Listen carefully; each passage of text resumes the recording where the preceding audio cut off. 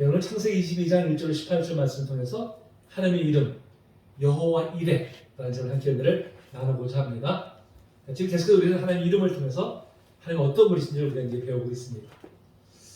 자, 우리가 이제 사실 살다 보면은 참 날마다 크고 작은 사건들이 이 땅에서 벌어지고 있는 것을 우리가 보게 되죠. 자, 그런 걸 보면서 참 우리도 사실은 언제 그런 일이 닥칠지 알지 못하는 참 그런 속에서 우리가 좀 살아가고 있습니다. 때때로 인생에 있어서 절체절명의 어떤 위기를 우리가 맞이하기도 하죠. 정말 우리 인생길은 한치도 알 수 없는, 정말 예측할 수 없는 그런 상황 속에서 정말 때때로 찾아오는 그 위기는 우리가 사실 선택한 것은 아니잖아요.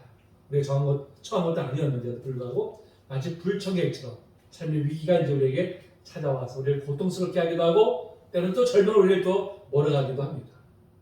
자, 그때 정말 중요한 것은 무엇일까요? 정말 중요한 것은 그런 위기를 만났을 때 우리가 어떠한 관점을 가지고 그 위기를 대하느냐는 것이죠. 철저하게 뭐예요? 우리의 선택이라는 것입니다. 그리고 그 결과는 우리의 선택에 따라서 달라지게 되어 있어요. 지금 좀 오래전 얘기이지만 1997년에 IMF라는 것이 나왔잖아요. IMF가. 저도 참 직장생활 하면서 참 많은 동료들을 떠나보내야 되는 구조종 때문에 그런 아픔을 참 겪기도 했었습니다. 그때 참 너무나 많은 사람들이 무너져 갔어요. 너무나 많은 사람들이 사업이 부도나고 직장을 잃어버리고 많은 사람들이 길거리를 정말 내몰리는 참 이런 참 지경을 우리가 좀 겪은 것을 우리가 기억을 합니다. 근데 그 위기 앞에서 크게 사람들이 두 부류로 나눠지더라고요. 두 부류로. 한편은 뭐예요? 맥없이 무너져 버려요. 그때 정말 많은 가정이 깨어졌습니다. 많은 가정이 그때 이제 이혼을 했었죠. 또 반면에 오히려 위기 앞에서 또 가족들끼리 더 똘똘 뭉쳐가지고 함께 하나가 되어서 그런 위기를 잘 극복했던 바로 이제 그런 부류들도 있기도 합니다. 그 위기라는 말, 참 우리가 IF 때 그런 말을 너무나 많이 썼는데요. 그 위기라는 말을 한자어를 보니까 어떤 표현입니까? 위험이잖아요. 위험의 위잖아요. 기가 뭘까요? 기회기자입니다. 기회기자. 그렇죠? 그 위기는 뭐예요? 단순한 위험이 아니라 새로운 기회를 주는 동기가 된다는 것이죠. 단지 우리가 위기이다, 위험으로만 보면 돌파구가 안 보이지만 새로운 인생을 열게 해주는 하나의 기회라는 측면으로 우리가 바라보게 되면 그 위기조차도 어떻게 우리가 동기를 삼아서 우리가 더 하늘 높이 날아올 수 있는 그런 계기가 된다고 하는 것입니다. 그런 면에서 보면 사실 우리 삶의 수택에 닥쳐오는 고난도 어떻게 보면 그 고난이 문제가 아니라 해석의 문제라고 할 수 있어요. 해석의 문제. 그 고난을 어떤 관점으로 해석하냐에 따라서 결과는 너무나 달라지게 되어 있다고 하는 것입니다. 오늘 본문은 특별히 그런 위기 상황 속에서 어떠한 선택을 해야 되는지를 우리에게 잘 보여주고 있어요. 자, 우리가 너무나 잘 아는 내용이죠. 우리가 너무나 잘 알고 있는 바로 그런 내용입니다. 자, 아브라함이 정말 그 이스라엘 가운데 절체절명의 위기에 닥쳤어요. 잘 알다시피 100세 얻은 아들이잖아요. 100세 얻은 아들인데 어느 날 갑자기 하나님께서 그 아들을 번제물로 바치라고 이렇게 이제 명령을 하시죠. 사실 상상도 할 수 없는 일이잖아요. 아니, 이미 와서 불가능한 100세에 기껏 하나 줘놓고 하나 줬는데 그걸 지금 이제 그 아들 보는 맛을 살고 있는데 그 아들 다시 달라고 하니 이건 도대체 있을 수 있는 일입니까? 사실 있을 수도 없는 얘기죠. 정말 내가 눈에 넣어도 안 아픈 그런 자식이고요. 차라리 내 목숨을 내어줄지언정 내 자식은 내어줄 수 없잖아요. 그렇지 않습니까?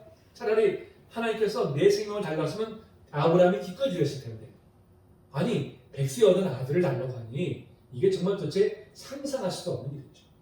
그렇다면 그 명령을 받은 아브라함, 그 위기에 직면한 아브라함이 선택할 수 있는 일은 딱 두 가지 중이죠. 두 가지. 뭐예요?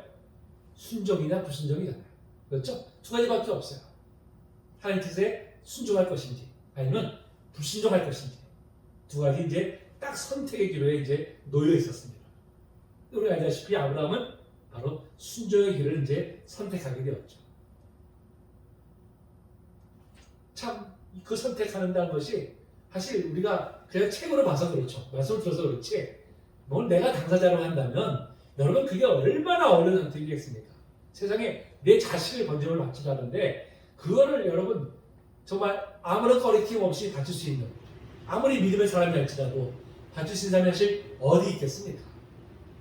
그래도 불구하고 사실 결과적으로 보면 아브라함은 우리 잘 알다시피 하나님의 뜻에 순종해서 이삭을 건짐을 바치기까지 했었죠.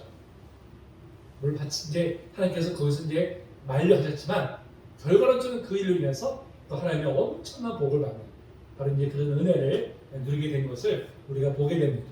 그래서 오늘 본문절 보면 이 놀라운 축복을 경험한 아브라함이 자 그곳의 이름을 뭐라 그랬어요? 14절에 보니까 그 땅 이름을 여호와 이레라 그랬어요.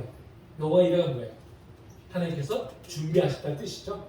하나님께서 이삭 대신에 바칠 바로 그 제물을 다 준비하고 계셨다는 이제 그런 의미로 바로 이제 여호와 이레라는 이름을 붙였습니다. 이레라는 것은 바로 준비한다는 뜻이에요. 예비한다는 그런 이제 뜻을 담고 있습니다. 여호와 이레는 어떤 분이십니까? 우리의 미래를 미리 바라보시고 우리를 위해서 가장 좋은 것을 예비하시는 바로 그분이 누구십니까? 우리가 믿는 여호와 이레 하나님이 되신 줄로 믿습니다. 사실 우리는 정말 불확실한 인생을 살아가잖아요. 정말 내일일에 어떤 일이 벌일지는 우리는 아무도 알 수 없는 그런 상황 속에서 사실 우리가 그걸 생각하면 사실 늘 우리는 두려움에 살 수밖에 없어요.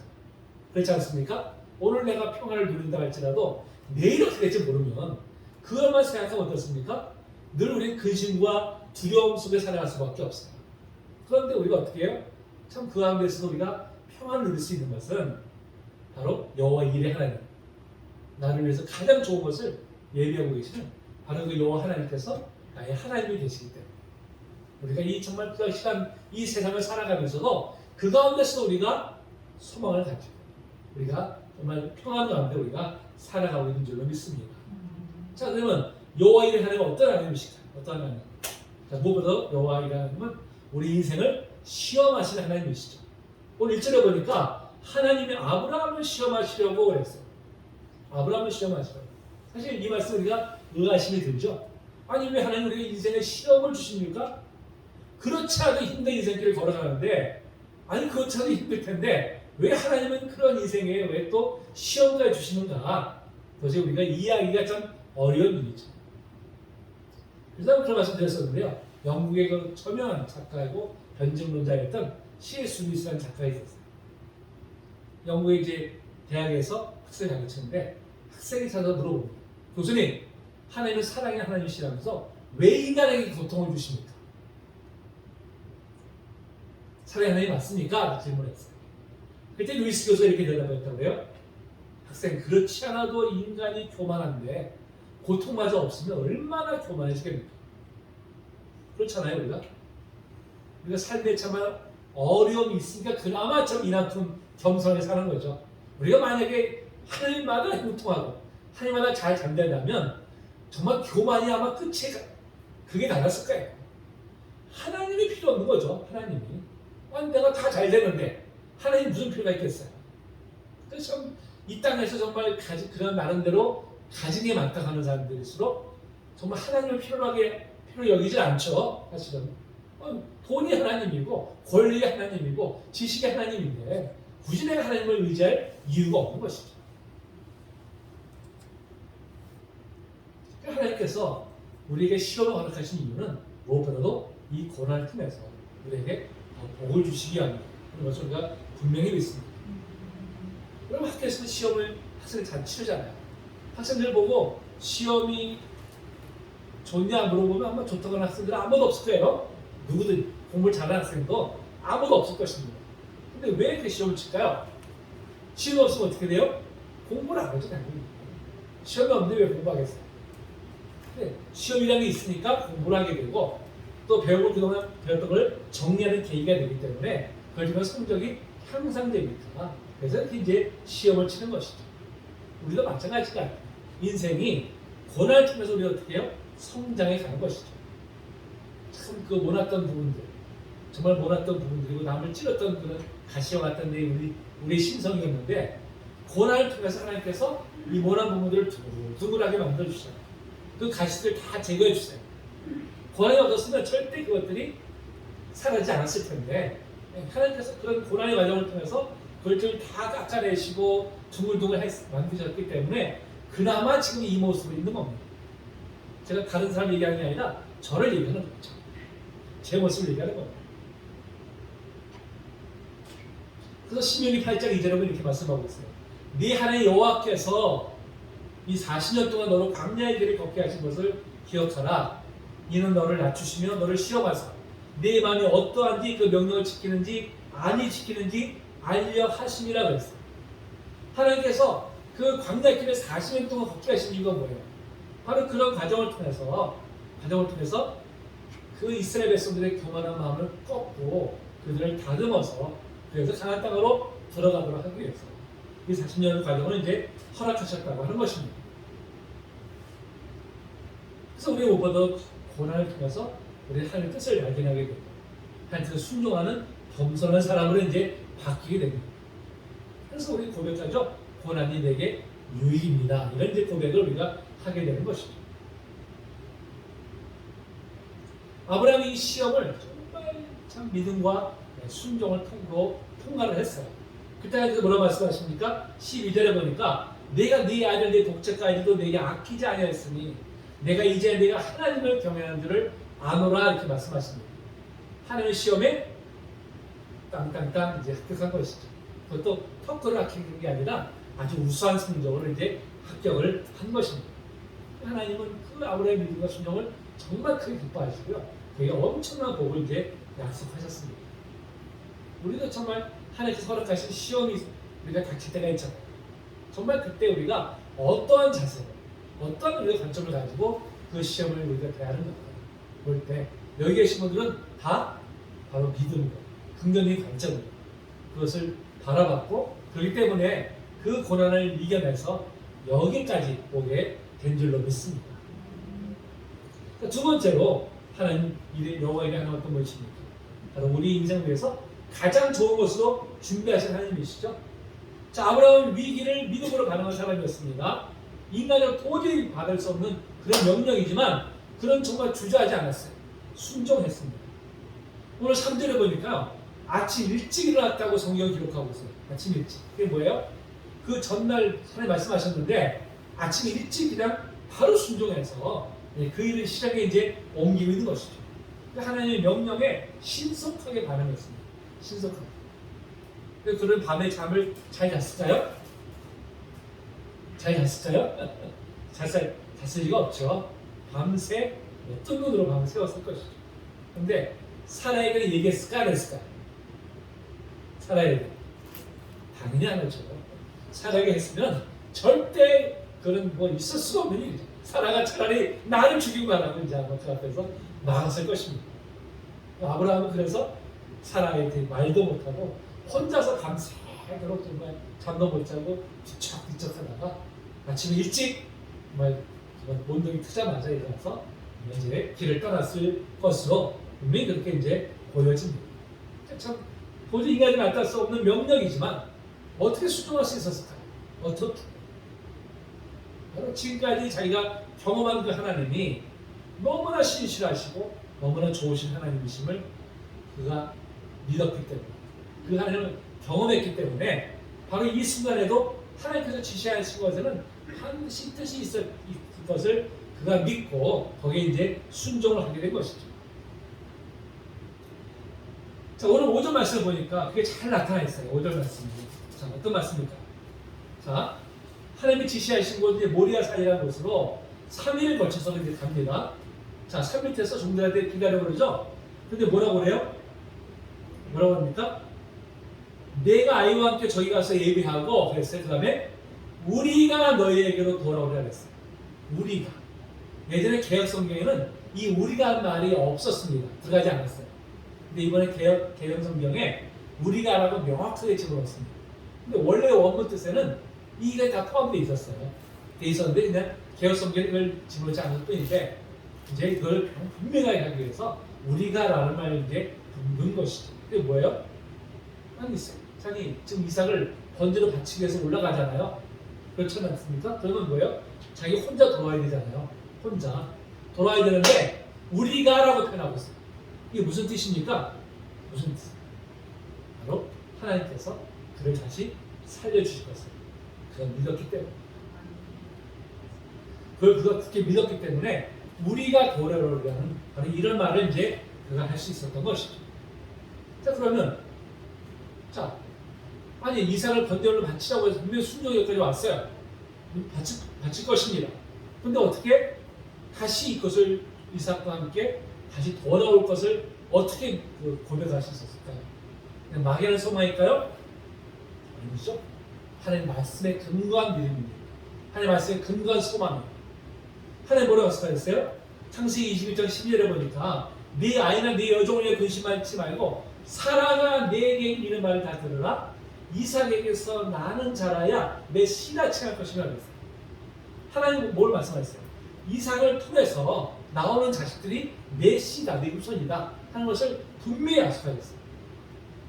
근데 지금 아브라함은 하나님께서 이삭을 바치라고 하셔도 하나님께서 분명히 이삭을 통해서 후손을, 창대한 후손을 주실 것을 약속하셨기 때문에 그 약속의 말씀을 붙든 것이죠. 그럼 어때요?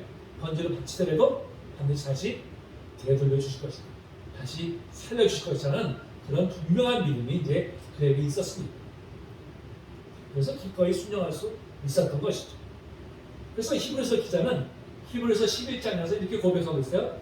아브라함은 시험을 받을 때 믿음으로 이삭을 드렸으니 저는 약속을 받은 자로인데 그 독생자를 드렸느니라. 저에게 이미 말씀하시기를 내 자손이라 칭할 자는 이삭으로 말미암음이라 하셨으니 저가 하나님이 능히 죽은 자 가운데서 다시 살리실 줄로 생각한지라.